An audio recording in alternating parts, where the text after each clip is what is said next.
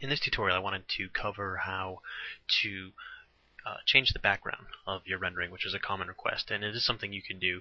You can't do it directly in PhotoView, but there are some pretty easy things you can do outside of PhotoView to get a different background.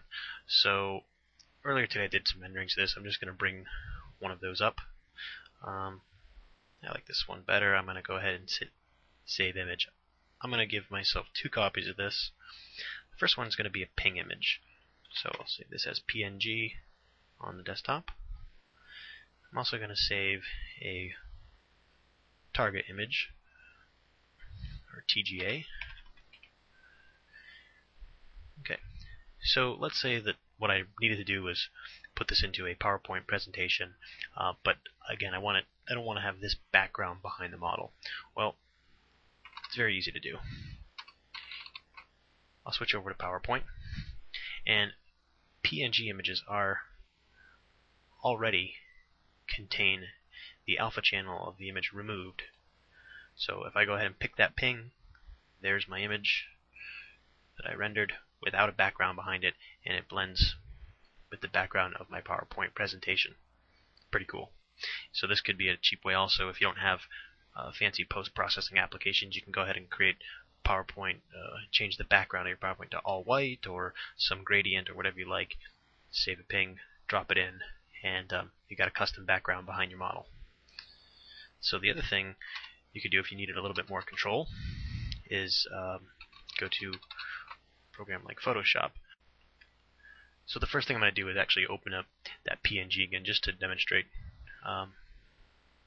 real quickly how you can do something with that PNG here. So a program like Photoshop and other programs like it will use this checkerboard background to indicate areas that are transparent and have the alpha already applied. So as you can see with this PNG, it's already there.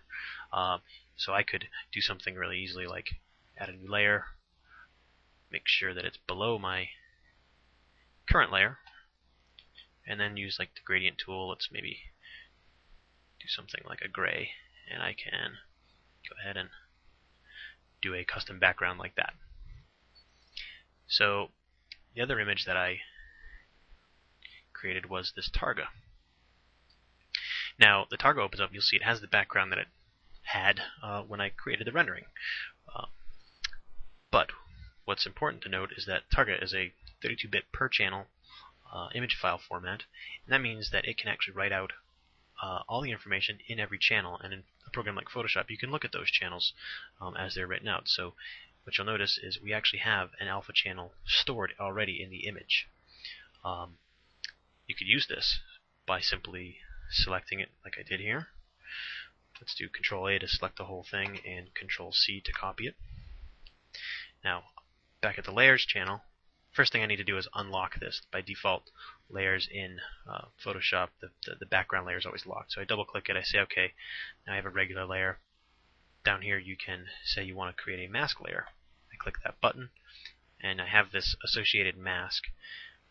Key here, in Photoshop anyway, is to use Alt-Select, which I just did, to activate that layer. Now that I've done that, I can go ahead and Control-V to paste that alpha channel, and I switch back to my normal layer, and you can see it looks just like the ping. That was a lot of extra work to get that alpha, so why would you do that? Well, let me go ahead and do like I did before, maybe put a gradient behind here so we can see the edges more clearly. Well, now that I have this alpha mask channel associated with this layer, I could go ahead and I'll edit it. So I'm going to hold down the Alt key again, select it. Now I'm editing this layer. Something simple you could do for a nice effect is perhaps just go ahead and add a bit of blur to this. So I can go to Gaussian blur, just a few pixels. That actually is pretty good. I say OK. I go back to my original image, and these edges have softened up a bit.